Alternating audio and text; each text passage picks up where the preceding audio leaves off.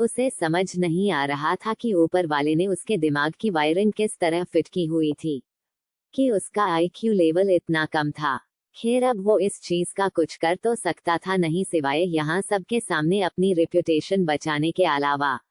रियांश परिधि को धीरे से समझाते हुए बोला, देखो परिधि, पोस्टमार्टम इंसानों का किया जाता है, वो भी मरे हुए इंसानों का, ना कि इन जैसी बेजान चीजों का। तब अब चुपचाप चलो मेरे साथ। परिधि कुछ कहना चाहती थी लेकिन रियांश ने उसे बोलने का मौका तक नहीं दिया और उसका हाथ पकड़कर एग्जिट डोर की ओर बढ़ गया। वहीं रूही, राशि और नील तो अभी भी शॉक्ड होकर अपनी जगह पर जमे हुए थे।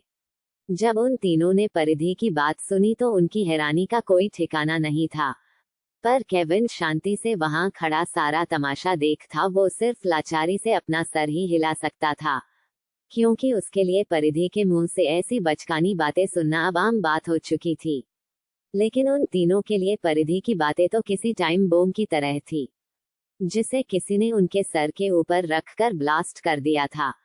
उन तीनों के मन में बस एक ही सवाल था, क्या परिधि सच में एक 24-25 साल की लड़की है, या वो उम्र से तो बड़ी हो गई लेकिन दिमाग से अभी भी बच्ची है।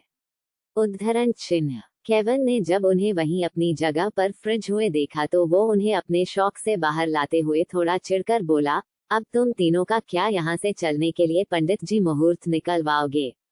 उद्धरण चिन्ह। केविन की आवाज कानों में पड़ते ही वो तीनों अपने सपने सेंस में वापस आए और हड़बड़ाते हुए वो भी एग्जिट डोर की ओर बढ़ गए। केविन भी अपना सर झटकते हुए उनके पीछे पीछे हो लिया। शॉपिंग के बाद सब ने एक अच्छा सा लंच साथ में किया और क्रिश की जिद पर सब लोग मूवी थिएटर में जाकर उसी की मूवी देखने के लिए राजी हो गए।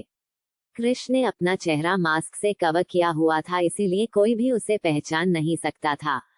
सब ने अपने सपने लिए स्नैक्स, कोल्ड ड्रिंक, पॉपकॉर्न जैसी खाने पीने की चीजें ले ली और वो सब थिएटर के अंदर चले गए। सब अपनी अपनी सीट पर जाकर बैठ गए। परी को अपने दादू के साथ बैठना था तो वो उनके साथ बैठ गई और परिधि और रियांश को कोना वाली सीट मिली थी, इसीलिए उन्हें वहां जाकर बैठना पड़ा। मूवी स्टार्ट हुई। ये मूवी एक रोमांटिक प्लस सस्पेंस से भरी हुई थी, जिसमें क्रिश मेन लीड एक्टर था और वो इस मूवी में एक पुलिस ऑफिसर का रोल प्ले कर रहा था।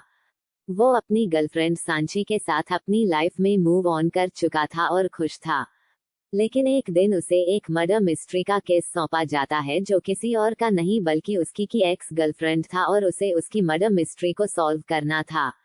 जैसे जैसे मूवी आगे बढ़ रही थी वैसे वैसे उस मूवी में सबकी दिलचस्पी और बढ़ती जा रही थी। सब हूटिंग यहाँ तक कि सीटियां तक मारने लगे थे।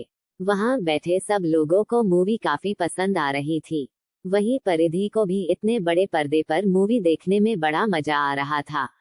ऊपर से उस मूवी का हीरो कोई और नहीं बल्कि क्रिश जो था, तो ये देख और अच्छा लग रहा था। और जब कभी भी क्रिश मूवी का हीरो फाइटिंग करता, एक साथ 10-10 गुंडों को मार भागता, तो वो और खुशी से उछल पड़ती और उसी खुशी खुशी में वो कभी कभार रियांश के हाथ को कसकर पकड़ लेती। वहीं रियांश, जिसका ध्यान मूवी में कम और परिधि को देखने में ज्यादा था, और जब कभी भी परिधि उसका हाथ ऐसे पकड़ लेती तो उसे अपने दिल में एक अलग ही सुकून मिलता। मूवी खत्म होने के बाद सब थिएटर से बाहर आ गए। उत्कर्ष जी, दादाजी, अनीता जी, नील, सब लोग क्रिश की एक्टिंग की तारीफ कर रहे थे। वहीं रूही और राशि तो उसकी फैन बन चुकी थी। सब लोग ऐसे ही बातें करते करते पार्किंग एरिया तक पहुंच गए और अपनी अपनी कार में जाकर बैठ गए। तभी अचानक फिर से रियांश को अजीब सा महसूस होने लगा। जैसा उसे पहले फील हुआ था, उस एहसास ही चुका था कि कुछ तो गलत होने वाला है।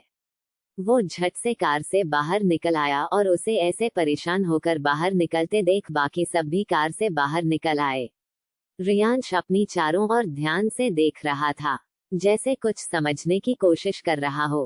केविन उसके पास आकर उसके कंधे पर हाथ रखते हुए बोला, क्या हुआ, तो इतना परेशान क्यों नजर आ रहा है? और ये अचानक क्यों कार से बाहर निकल आना, क्या कोई प्रॉब्लम है?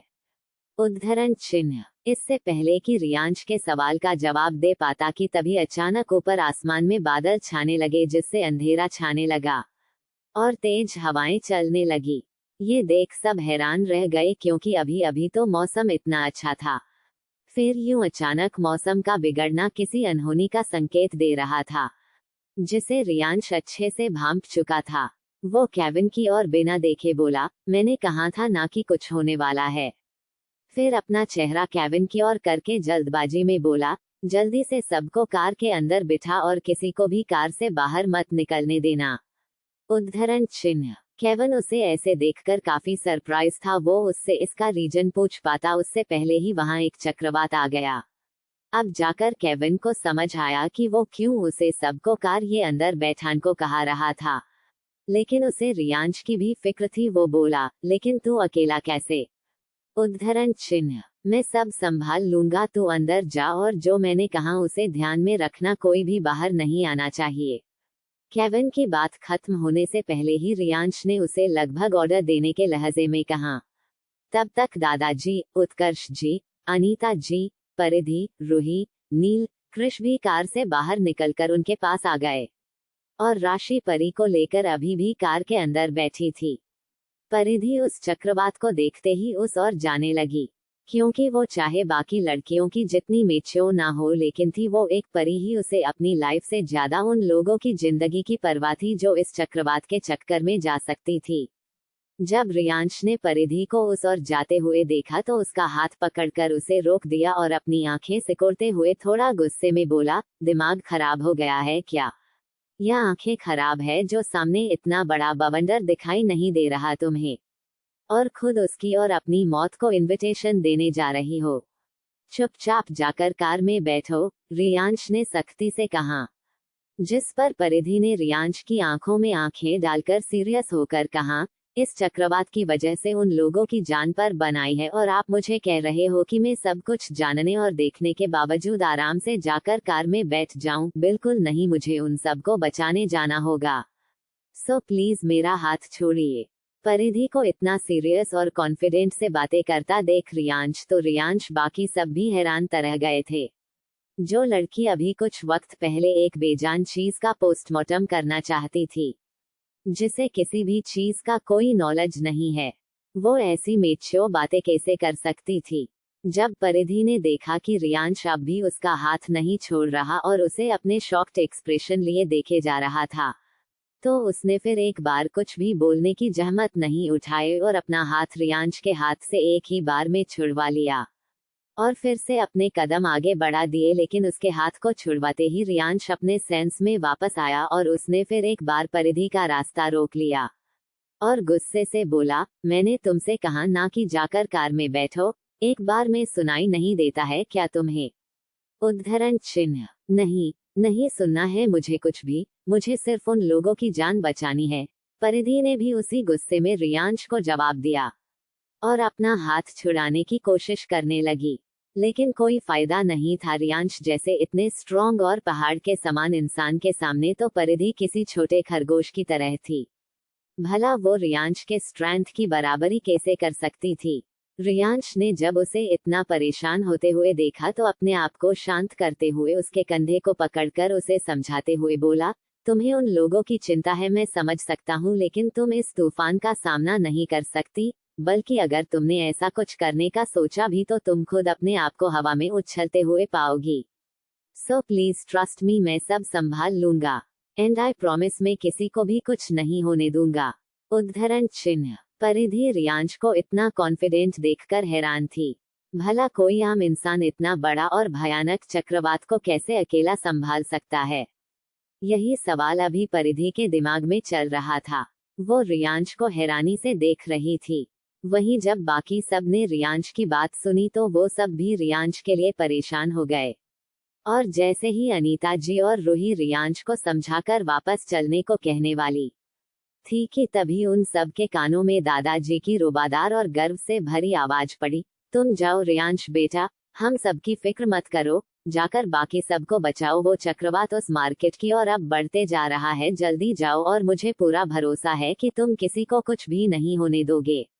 उद्धरण चिन्ह। कहते हुए दादाजी ने रियांश के कंधे पर अपना हाथ रखा और एक प्राउड वाली स्माइल दी। रियांश ने एक नजर अपने दादू को, फिर अपने डैड को और केविन को देखते हुए आंखों ही आंखों में कुछ इशारों से बात की और एक नजर परिधि और कार में बैठी अपनी बच्ची परी को देखकर जल्दी से उस चक्रवात की ओर भागा। ये देख परिधि का दिल पता नहीं क्यों पर बैठा जा रहा था। उसे रियांश के लिए डर लग रहा था, उसका दिल घबरा रहा था। दादाजी के कहने पर सब कार में जाकर बैठ गए और भगवान से प्रार्थना करने लगे कि ये संकट टल जाए। वहीं रियांश उस चक्रवात की ओर गया जो अब धीरे धीरे अपनी रफ्तार पकड़ चुका था और वहां मौजूद सारे लोग डर के मारे इधर उधर भाग रहे थे अपनी जान बचाने के लिए, क्योंकि वो चक्रवात उन्हीं की तरफ आ रहा था। ये तूफान इतना तेज था कि किसी को कुछ भी ढंग से दिखाई तक नहीं दे रहा था। रियांश जल्दी से उस चक्रवात के सामने थोड़ी दूरी पर आकर खड़ा हो गया और उसे देखते हुए अपने गले में पहने हुए लॉकेट को उतार दिया। उसने अपने हाथ में पकड़े हुए लॉकेट को देखा जिसमें से लाल रोशनी निकल रही थी। रियांश का लॉकेट एक स्टार आकार का था जो इस वक्त इतना चमक रहा था जिसे देख किसी की भी आंखें चौंधिया जाए। रियांश अपने लॉकेट को किसी बॉल की तरह हवा में उछालते हुए उससे खेलने लगा और जब वो चक्रवात उसके नजदीक और नजदीक आने लगा तो उसने अपने उस लॉकेट को अचानक ही आसमान की ओर बहुत तेजी से उछाल दिया और जैसा कि उसे उम्मीद थी वो लॉकेट सीधा उस चक्रवात के अंदर चला गया और धीरे धीरे सब कुछ शांत होने लगा और कुछ ही सेकंड में वो चक्रवात अचानक मानो कहीं गायब हो गया हो ऐसा लग रहा था। रियांश अपने चेहरे पर एक एविल स्माइल लिए हुए ये सब देख रहा था और उसने जैसे ही अपना हाथ आगे की ओर बढ़ाया उसका वो लॉकेट जी चक्रवात के अंदर चला गया था। वो हवा में लहराता हुआ रियांश के पास उसके हाथ पर आ गया। रियांश ने उसे वापस अपने गले में पहन लिया। दरअसल रियांश के लॉकेट ने अपनी पावर से उस चक्रवात को अपने अंदर समा लिया था। रियांश ने जब देखा कि अब सब शांत हो चुका है तो वो पीछे पलटा और जाने लगा, लेकिन तभी हवा में उड़ते हुए कुछ पत्थर रियांश की ओर आने लगे। रियांश को जैसे ही किसी खतरे का आभास हुआ उसने पीछे पलटकर देखा तो अपनी तरफ इतने पत्थर को आता देख अलर्ट हो गया और झट से अपनी पोजीशन बदल दी और साइड हो गया और वो उन अटैक रोकने के लिए कुछ कर पाता उससे पहले ही एक पत्थर उसके सर पर आकर जोर से जा लगा जिससे उसके सर से लगातार खून बहने लगा और उसे फिर कुछ फ्लेसेस आने लगे जिससे उसका सर दर्द करने लगा और कुछ ही देर में वो वहां बेहोश होकर जमीन पर गिर गया। तभी उसी वक्त परिधि जो कार में बेचैन होकर बेसब्री से रियांश के वापस आने का इंतजार कर रही थी, उसे अचानक ही अपने दिल में एक दर्द सा उठा। उसने अपने दिल पर हाथ रख दिया। उसका दिल डर के बारे इतनी जोर से धड़क उठा मानो अभी ही उसका हार्ट फेल हो जाएगा। उसके मुंह से एकाएक ही निकल गया, रियांश। वो खुद सी घबराते हुए बड़बड़ाए, रियांश, रियांश किसी खतरे में है, मुझे उनके पास जाना होगा। कहते हुए उसने कार का डोर ओपन करने की कोशिश की, लेकिन उसके जोर देने पर भी वो डोर ओपन नहीं कर पा रही थी। उसने झुंझलाते हुए केविन की ओर देखते हुए उससे कहा, केविन, कार का डोर ओपन करो, मुझे बाहर जाना है। उद्धरण चिन्ह। केविन हो खुद रियांश को लेकर खड़ी परेशान था। जब उसने परिधि की बात सुनी तो वो उसे मना करते हुए बोला, नहीं परिधि, तुम बाहर नहीं जा सकती, बाहर खतरा है और मैंने रियांश से प्रॉमिस किया था कि जब तक वो वापस नहीं आ जाता मैं तुम सबका ख्याल रखूंगा, तो तुम्हें कार के अंदर ही बैठना होगा, मैं तुम्हें बाहर नहीं जाने दे सकता। परिधि केविन का बेफिजूल का ज्ञान नहीं सुनना चाहती थी। उसे अब गुस्सा आने लगा था। वो गुस्से केविन घूरते हुए लगभग चीखकर बोली, केविन, मैंने कहा दरवाजा खोलो। परिधि को इतना गुस्सा करते देख और उसका चेहरा गुस्से से तमतमाया देख केविन के साथ साथ रूही, नील और क्रिश भी चौंक जाते हैं, जो उसी के साथ कार में बैठे थे। परी उनके साथ नहीं थी क्योंकि उत्कर्ष जी उसे दूसरी कार में अपने साथ ले गए थे, इसीलिए उसने परिधि का ये रूप नहीं देखा, वरना वो छोटी सी बच्ची तो डर के मारे ही अधमरी ही हो जाती। केविन अपने आप को संभालता हुआ परिधि को फिर एक बार समझाते हुए बोला, देखो परिधि, रियांश स्ट्रिक्टली कहा था कि कोई भी कार से बाहर ना निकले, सो प्लीज मेरी बात को समझो, मैं तुम्हें ऐसे बाहर नहीं। केविन बस इतना ही बोल पाया था कि परिधि में बिना उसकी पूरी बात सुनने की जहमत उठाए गुस्से में आकर अपने पैर से कार के डोर को इतनी जोर से किक मारी कि वो डोर एक ही बार में कुछ फीट ऊंचा हवा में उड़ता हुआ बाहर आया। ये देख उन चारों की आंखें फटी की फटी रह गई। परिधि ने बिना किसी के भी रिएक्शन पर ध्यान दिए बिना कार से फुल एटीट्यूड से बाहर निकली और उस ओर जाने लगी जिस और रियांश गया था। परिधि के जाने के कुछ देर बाद जाकर सब अपने शौक से बाहर आए, लेकिन सबसे पहले केविन ने रिएक्ट किया और कार से बाहर निकल आया।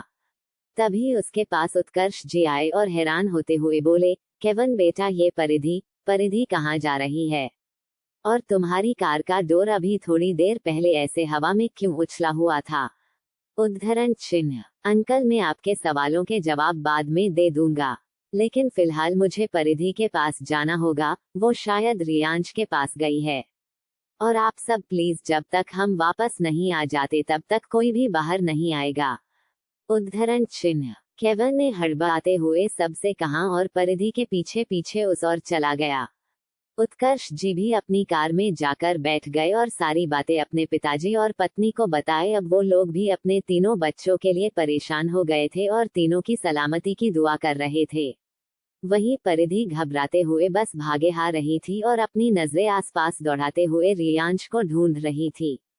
कुछ देर ऐसे ही ढूंढने पर उसे अपनी कुछ दूरी पर एक आदमी नजर आया जो जमीन पर बेहोश पड़ा हुआ था, जिसने white T shirt with black denim jacket and black jeans पहनी हुई थी और उसके सर से खून बह रहा था, जिसने उसकी व्हाइट टी शर्ट को भी खून के रंग से लगभग रंग ही दिया था। ये देख परिधि बुरी तरह से डर जाती है। उसकी आंखों से अपने आप आंसू बहने लगते हैं और वो दर्द और डर के मारे जोर से चिल्ला उठी, रियांश शिश। कहते हुए वो रियांश की ओर भागी और उसके पास आते ही अपने घुटनों के बल बैठ गई और रियांश का सर अपनी गोद में लेकर रोते हुए बोली, रियांश प्लीज आंखें खोलिए, क्या हो गया आपको? प्लीज रियांश उठिए ना। परिधि राइट हुए बार बार रियांश के चेहरे को थपथपा रही थी, लेकिन रियांश कोई जवाब नहीं देता, क्योंकि वो पूरी तरह से बेहोश ही चुका था। इसीलिए उसे ये भी पता नहीं चला कि आज पहली बार परिधि ने उसे उसके नाम से पुकारा था। बात अफसोस की वो उसे सुन नहीं सकता था। जब परिधि देखती है कि रियांश अब भी नहीं उठ रहा तो वो सब पैनिक होने लगी थी। वो सिसकते हुए बोली, देखिए आप मुझे अब डरा रहे हो। प्लीज उठिए ना, वरना मैं आपसे कभी बात नहीं करूंगी। प्लीज उठ जाए ना। परिधि रोते रोते अनजाने में ही अपना सिर रियांश के सिर से जोड़ लेती है, जिसके चलते रियांश के ओर से जो खून बह रहा था वो अचानक ही रुक जाता है और अनजाने में ही रियांश के खून से परिधि की मांग भर जाती है, जिसका उसे कोई होश नहीं था। तभी केविन भी उनके पास आ जाता है और रियांश ऐसे जमीन पर बेहोश देख शॉक्ड रह जाता है। केविन जल्दी से अपने घुटनों के बल बैठकर परिधि से बोला, परिधि, ये रियांश को क्या हुआ? उद्धरण चिन्ह। परिधि ने जब केविन की आवाज सुनी तो उसने अपना सर ऊपर की ओर उठाया और रोते हुए बोली, मुझे नहीं पता कि ये कैसे हुआ, लेकिन प्लीज केविन, इन्हें जल्दी से हॉस्पिटल के चलो, इन्हें बहुत चोट आई है। उद्धरण चिन्ह। केविन को अचानक इस बात को ध्यान आता है और वो अपना सर हिलाता है। परिधि और केविन मिलकर रियांश को उठाते हैं और उसे कार के पास ले जाते हैं। जब बाकी सब ने रियांश की ऐसी हालत देखी तो सब घबरा गए और कोई भी सवाल जवाब किए बिना जल्दी से रियांश को हॉस्पिटल ले गए।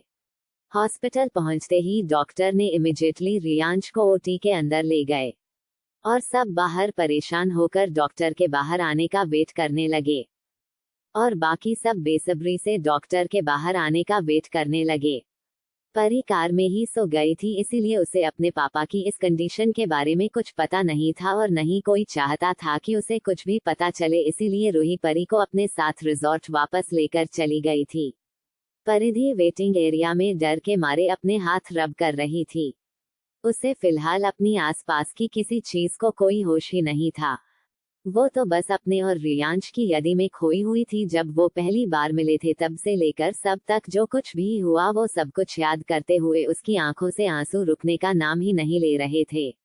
उसके दिल और दिमाग में एक अजीब सा डर बैठ चुका था कि कहीं अगर रियांश को कुछ हो गया तो वो क्या करेगी, कैसे रह पाएगी वो उसके बिना। वो खुद अपने मन में उठ रहे इन थॉट्स को समझ नहीं पा रही थी। वो फिलहाल बस इतना जानती थी कि वो रियांश नहीं खोना चाहती थी, किसी भी हाल में नहीं। लगभग 1 घंटे बाद डॉक्टर ओटी से बाहर आए डॉक्टर को बाहर आता देख सब उनकी ओर चले गए। अनीता जी ने रोते हुए घबराई हुई आवाज में डॉक्टर से पूछा, डॉक्टर, मेरा बेटा तो ठीक है ना? उसे कुछ हुआ तो नहीं है ना? उद्धरण चिन्ह। डॉक्टर उन्हें शांत कराते हुए बोले, देखिए मिसेज कपूर, फिलहाल तो हमने उनका ऑपरेशन कर दिया है, लेकिन उन्हें काफी गहरी चोट पहुंची थी। शायद कोई भारी चीज उनके सर पर लगी थी, इसीलिए अगर उन्हें कल सुबह तक होश नहीं आया तो आई एम सॉरी, शायद वो कोमा में भी जा सकते हैं। उद्धरण चिन्ह। डॉक्टर की बात सुन अनीता जी के कदम लड़खड़ा गए और वो 2 कदम पीछे चली गई, लेकिन वो नीचे गिरती उससे पहले ही उत्कर्ष जी ने उन्हें पीछे से उनके शोल्डर से थाम लिया और उन्हें संभाल लिया। लेकिन वो सब भी डॉक्टर की बात सुनकर जैसे सदमे में ही चले गए थे। परिधि को डॉक्टर की कुछ बातें समझ नहीं आ रही थी, लेकिन उसने बाकी लोगों के चेहरे के एक्सप्रेशन से ये समझ लिया था कि जरूर रियांश की जान को खतरा है, शायद वो किसी मुसीबत है, लेकिन फिलहाल वो अपने सवालों के जवाब किसी से पूछ भी नहीं सकती थी, इसीलिए वो चुपचाप वहीं खड़ी रहती है। लेकिन उसका दिल घबराहट और डर के मारे इतनी तेजी से धड़क रहा था कि उसकी सांसें भी अब उखड़ने लगी थी। वो अब गहरी गहरी सांसें लेने लगी थी। जहां परिधि और बाकी सब रियांश को लेकर परेशान थे, वहीं शिमला के ही एक आलीशान कमरे में एक आदमी एक चेयर पर किसी राजा की तरह बैठा था। उसने ब्लैक हुडी पहन रखी थी जिससे उसका पूरा चेहरा कवर हो चुका था, लेकिन को इतने गुस्से में था कि उसकी आंखें जैसे आग उगल रही थी, लेकिन उसने अपना चेहरा झुकाए हुए था जिस वजह से कोई भी उसकी जलती हुई निगाहों की नहीं देख सकता था। उसने अपने हाथ की कसकर मुट्ठी बना रखी थी। उसके सामने और 2 लोग अपना सर झुकाकर खड़े थे, लेकिन उनमें से किसी की भी इतनी हिम्मत नहीं थी कि को अपना मुंह खोल सके। उस आदमी का ऑरा ही कुछ ऐसा था कि कोई भी उसके आसपास जाने की हिम्मत तक नहीं कर सकता था। उस आदमी ने गुस्से में आकर दहाड़ते हुए अपने हाथ को कॉफी टेबल पर इतनी जोर से मारा कि वो कांच का टेबल एक ही बार से चलना चूर हो गया। अपने सरताज का इतना गुस्सा देखकर वो लोग डर के मारे 2 कदम पीछे हट गए। वो आदमी गुस्से से गुर्राते हुए बोला, कैसे कैसे हो सकता है ये कि कोई इंसान मेरे द्वारा उत्पन्न किए गए चक्रवात को रोक सके?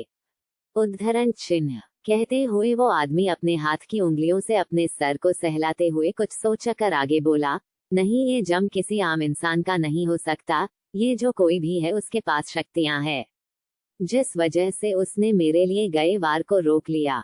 उद्धरण चिन्ह। तभी उनमें से एक आदमी कुछ सोचते हुए हिम्मत करके बोला, सरताज, ये भी तो हो सकता है ना कि परिधि ने है अपनी शक्तियों से उस चक्रवात को रोक लिया हो, क्योंकि ये बात आप भी बहुत अच्छे से जानते ही कि परिधि एक परी है जो चाहे खुद की जान उसे क्यों ना दाव पर लगानी पड़े, लेकिन वो किसी मासूम की जिंदगी पर कोई आंच नहीं आने देगी। और इसीलिए तो हम उसे जिस जिस जगह पर ढूंढने जाते तो वहाँ कोई ना कोई मुसीबत जरूरत खड़ी कर देते, ताकि अगर परिधि वहाँ आस पास हो तो वो उन लोगों को बचाने अपनी शक्तियों का इस्तेमाल करे और हम उस तक पहुँच जाए। और आज उस जगह पर जादू हुआ था, ये तो आप भी जानते ही।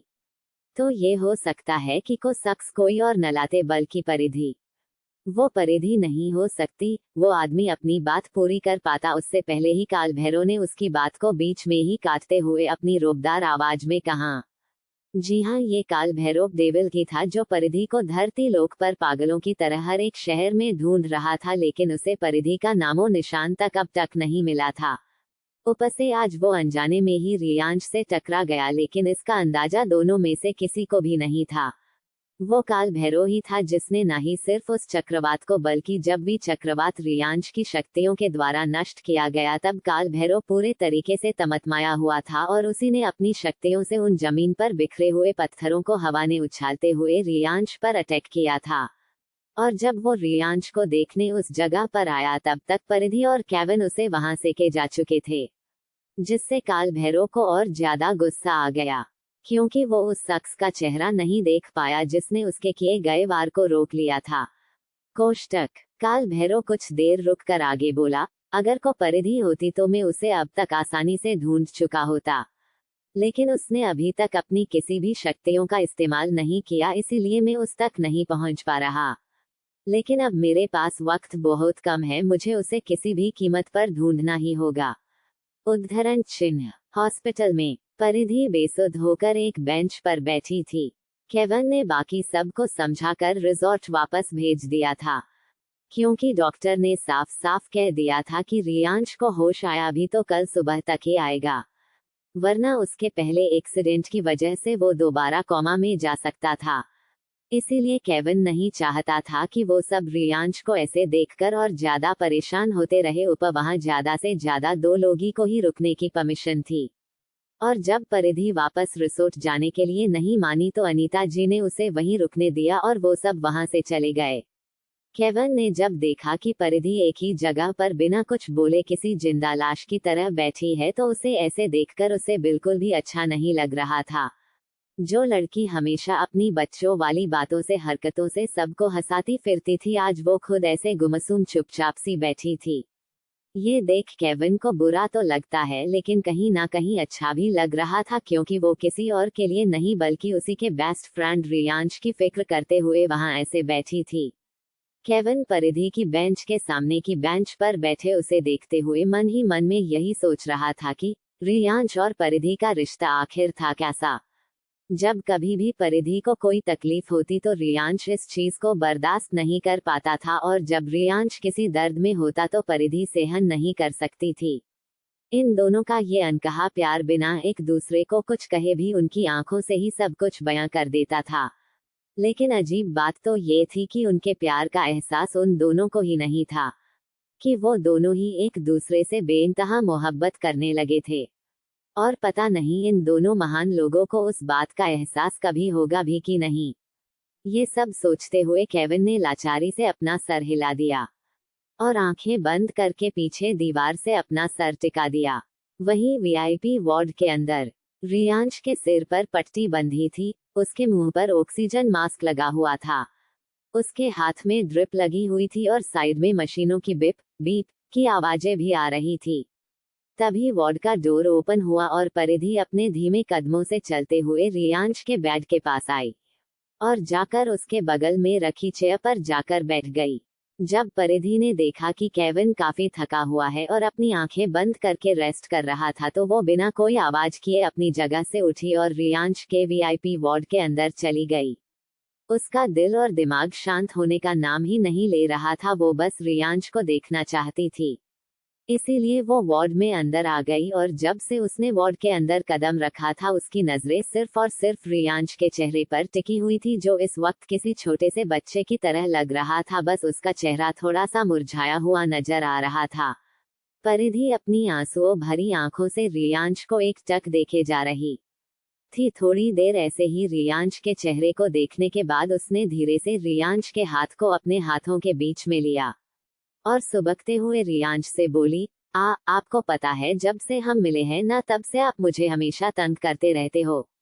कभी मुझे डांट देते हो तो कभी इतनी फिक्र करते हो जैसे मैं आपके लिए इस दुनिया में सबसे ज्यादा मायने रखती हूँ, तो कभी मुझे बिना पूछे कहीं भी कभी भी किस करते रहते हो, तो कभी मुझ पर अपना हक जताते हो। मुझे समझ में नहीं आता आप मेरे साथ ये सब करते हो, लेकिन उसके बावजूद भी मैं आपको अपने पास आने से रोक क्यों नहीं पाती। जब भी आप मेरे पास आते हो तो मुझे बिल्कुल अजीब नहीं लगता, बल्कि ऐसा लगता है जैसे कि हम एक दूसरे को बरसों से जानते हो। क्या आपको भी ऐसा ही महसूस होता है जैसा कि मुझे?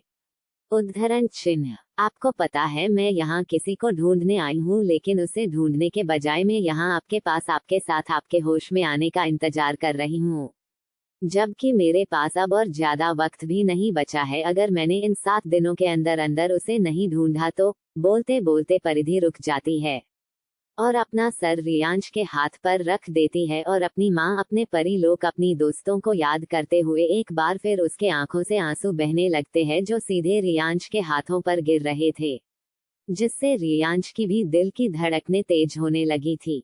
लेकिन परिधि, जो उसका कोई अंदाजा नहीं था कि रियांश उसकी बातों पर रिएक्ट करने लगा था, वो बेहोशी की हालत में भी उसकी बातें सुन पा रहा था। कुछ देर की चुप्पी के बाद परिधि ऐसे ही रियांश के हाथ पर अपना सर रखे रोते हुए बोली, वरना सब कुछ खत्म हो जाएगा, सब कुछ खत्म हो जाएगा। प्लीज आप उठ जाए ना, आपके बिना मुझे यहाँ और ज्यादा डर लग रहा है। रियांश उठ जाए ना, अपने लिए ना सही तो अपनी परिधि के लिए उठ जाइए। रियांश। परिधि रोते हुए बेख्याली में ही रियांश से बोले जा रही थी, लेकिन उसे ये नहीं पता था कि उसके कहे गए उन आखिरी वर्ड्स ने रियांश के दिमाग पर क्या असर पहुंचाया था। अचानक ही रियांश को बेहोशी की हालत में ही कुछ यादें दिखाई देने लगी। सो हाय गाइस, चलिए जानते हैं कि रियांश और परिधि का अतीत क्या था, और ये भी कि कैसे उन दोनों की ये मैजिकल लव स्टोरी शुरू हुई थी। आज से आने वाले कुछ चैप्टर्स रियांश और परिधि के कुछ पास्ट के राज खोलेंगे। सो आने वाले चैप्टर्स बिल्कुल भी मिस मत कीजिएगा, क्योंकि ये बहुत ही इंटरेस्टिंग और रोमांस से भरे होंगे। So let's start. 5 साल पहले। परीलोक। माँ, मुझे जाना है, आप क्यों मुझे वहाँ जाने से मना कर रही है? परिधि ने अपनी माँ रानी परी से नाराज होते हुए पूछा, जिस पर रानी परी परिधि को समझाते हुए बोली, तुम समझ क्यों नहीं रही परी, धरती लोक और हमारे परीलोक में बहुत अंतर है। ना तुम वहाँ के लोगों को जानती हो और ना ही वहाँ के रहन सहन को। वो इंसान है और हम पारियां हैं। जहाँ हमारे पास अद्भुत अलौकिक शक्तियाँ हैं, तो वहीं वो लोग एक आम इंसान है जिनके सामने अगर तुमने गलती से भी अपनी शक्तियों का इस्तेमाल कर दिया तो वो लोग तुम्हें कैद कर लेंगे और तुम पर ना जाने कौन कौन से प्रयोग करेंगे। वो लोग हमारी अलौकिक शक्तियों पर नहीं बल्कि अपने विज्ञान पर भरोसा करते हैं, और ये सब जानते हुए मैं तुम्हें वहां नहीं जाने दे सकती, और ये मेरा आखिरी फैसला है। रानी परी ने सख्त होकर कहा और अपने कक्ष में चली गई। रानी परी के समझाने के बावजूद भी भला परिधि कहाँ मानने वाली थी। वो अपने मन में बोली, अगर आप मेरी माँ है तो मैं भी आप ही की बेटी हूँ। अगर आप अपनी जिद पर अड़ी रहती है तो भी अपनी जिद नहीं छोड़ने वाली। मुझे धरती लोक पर जाना है तो बस जाना है। परिधि ने भी अपने मन ही मन में ठान लिया था। परिधि और रानी परी के उस बहस के बाद उसने पूरे दिन अपनी माँ से कोई भी बात नहीं की और ना ही कुछ खाया पिया था। वो ये सब करके ये जताना चाहती थी कि वो अपनी माँ से कितनी नाराज थी। वहीं परिधि के कुछ ना खाने की वजह से रानी परी ने भी कुछ नहीं खाया था। आखिर वो थी तो उसी की माँ, भला अपने बच्चे को भूखा देखकर कौन सी माँ खुद कुछ खा सकती थी। परिधि को धरती लोक पर ना भेजने की सिर्फ यही एक वजह नहीं थी, बल्कि वो इस बात से भी डरती थी कि कहीं उनकी बच्ची की मासूमियत को कोई कुचल कर ना रख दे। ऊपर से उन्हें काल भैरव का भी डर था, जो परिधि को किसी भी हाल में पाना चाहता था, ताकि वो पूरी दुनिया में अमर बन सके और सब पर अपना राज चला सके, जो ना तो पारियों के लिए सही था और ना ही पृथ्वी के लोगों के लिए। इसीलिए वो परिधि को रोक रही थी, लेकिन परिधि इन सब से अनजान अपनी ही जिद पर अड़ी हुई थी। तभी रानी परी के रूम में देव गुरु अचानक प्रकट हो गए, जिन्हें देखकर रानी परी को एक उम्मीद मिली जिससे वो परिधि को धरती लोक पर जाने से रोक सके। लेकिन जैसे ही उन्होंने देव गुरु की बात सुनी वो अवाक रह गई। ये आप क्या कह रहे हैं गुरुदेव? मैं अपनी बच्ची को ऐसे कैसे किसी अनजान जगह पर अनजान लोगों के बीच जाने दे सकती हूँ? रानी परी ने हैरान परेशान होते हुए कहा, जिस पर देव गुरु रहस्यमय तरीके से उन्हें समझाते हुए बोले, जो होना है वो होकर ही रहेगा। इसे आप तो क्या कोई हुई नहीं रोक सकता। मेरी बात मानिए और परिधि को जाने दीजिए, क्योंकि यही उसकी तकदीर है, जिसे ना तो आप बदल सकती है और ना ही कोई और। लेकिन देव गुरु, अगर काल भैरव ने कुछ। रानी परी की बात को बीच में ही काटते हुए देव गुरु ने कहा, आप उसकी फिक्र ना करें, मैं उसे सुरक्षा कवच प्रदान करूंगा जिससे काल भैरव तो कोई भी नहीं भेद पाएगा और ना ही वो परिधि को कोई नुकसान पहुंचा पाएगा। उद्धरण चिन्ह। देव गुरु ने रानी परी को समझाया और ना चाहते हुए भी रानी परी को उनकी बात माननी पड़ी। जब ये बात परिधि को पता चली तो वो खुशी के मारे उछल ही पड़ी थी। लेकिन रानी परी ने उसके धरती लोक पर जाने के लिए 3 शर्तें रखी थी। पहली कि को उससे उसकी सारी शक्तियां छीन लेगी और उसे एक आम इंसान की तरह धरती लोक पर रहना होगा, ताकि कोई भी उस पर कोई शक ना करे कि वो उन सब से अलग है। दूसरी शर्त ये थी कि वो धरती लोक पर किसी भी इंसान के ज्यादा करीब नहीं जाएगी और नहीं उससे कोई रिश्ता बनाएगी। वो इसीलिए क्योंकि परिधि सिर्फ कुछ वक्त के लिए ही धरती लोक पर जा रही थी और वो नहीं चाहती थी परिधि किसी इंसान से इतना करीब जाए कि जब उसे वापस अपनी दुनिया में लौटना पड़े तो वो इस चीज से दुखी हो, क्योंकि जिसके साथ आप रहते हो उससे लगाव हो, जब सम बात थी जो वो नहीं चाहती थी। और उनकी तीसरी शर्त ये थी कि वो धरती लोक पर अकेली नहीं बल्कि उसके साथ सौंदर्य परी भी जाएगी, क्योंकि सौंदर्य परी परिधि से ज्यादा समझदार और मेच्योर थी। वो पहले भी धरती लोक पर जा चुकी थी और वहाँ का माहौल, वहाँ के लोग, वहाँ की टेक्निकल चीजें जो इंसान अपने निजी जीवन में इस्तेमाल करते थे, वो उन सब के बारे में भी काफी कुछ जानती थी। और जब वो धरती लोक पर गई थी तब उसे वहाँ एक इंसान से प्यार भी हो गया था, लेकिन उसकी शादी पहले ही हो चुकी थी। वो सिर्फ सौंदर्य को इस्तेमाल करना चाहता था अपनी हवस पूरी करने के लिए, लेकिन उससे पहले ही सौंदर्य को उसके असली इरादे समझ में आ गए थे और उसने उस इंसान को ना ही उसकी बीवी बल्कि पूरी दुनिया के सामने एक्सपोज कर दिया था, वो भी बिना किसी के भी नजरों में आए। उसके बाद से उसे प्यार मोहब्बत से नफरत हो गई थी और वो परी लोक वापस लौट आई। और ये बात सबको पता चली और तब से किसी ने भी धरती लोक पर जाने की जिद नहीं की, क्योंकि उनकी दुनिया और इंसानों की दुनिया अलग थी, बहुत अलग। लेकिन ऐसा नहीं है कि अगर एक इंसान बुरा हो तो पूरी दुनिया बुरी हो जाती है, और ये बात जल्द ही सौंदर्य को समझ आने वाली थी। परिधि अपनी माँ की तीनों शर्तें मानते हुए खुशी से बोली, ठीक है माँ, मुझे आपकी तीनों शर्तें मंजूर है। वैसे भाई मुझे तो बस धरती लोक को देखना है, वहाँ घूमना फिरना है और बहुत सारी मस्ती भी करनी है, और अगर उसके लिए मुझे उन सब के साथ उनकी तरह एक इंसान की तरह रहना पड़े, वो भी अपनी शक्तियों के बिना, तो मुझे वो भी मंजूर है। आप जैसा चाहती है वैसा ही होगा। उद्धरण चिन्ह। परिधि ने कहा तो दिया था, लेकिन क्या सच में जो हम चाहते वो वैसा ही होता है? रानी परी ने राहत की सांस ली और देव गुरु को अपनी की आवाज से बुलाया। उनके आते ही रानी परी ने सारी बातें बताई जो उन्होंने परिधि से कही थी, जिसे सुनने के बाद देव गुरु के चेहरे के एक्सप्रेशन तो नहीं बदले, लेकिन वो अपने मन में सोचते हुए बोले, आप चाहे कितनी भी पाबंदियां लगा दीजिए, लेकिन किस्मत का लिखा कोई नहीं मिटा सकता। परिधि का उससे मिलना तय है, और उनके मिलन से ही इस पूरी सृष्टि की रक्षा होगी। लेकिन साथ ही साथ परिधि और उसे असहनीय दर्द को भी झेलना होगा। लेकिन उनका मिलन पुनः होगा, जिसे दुनिया की कोई भी ताकत अलग नहीं कर पाएगी, और यही उन दोनों की नियति है। लेकिन अभी मैं आपको सच नहीं बता सकता, क्योंकि कुछ चीजें अपने समय पर हो तो ही अच्छा है। उद्धरण चिन्ह। देव गुरु ने सौंदर्य परी और परिधि को अपनी शक्तियों द्वारा सुरक्षा कवच प्रदान कर दिया, जिससे काल भैरव उन तक ना पहुंचा पाए। देव गुरु ने अपनी शक्तियों की मदद से उन दोनों को धरती लोक पर भेज दिया।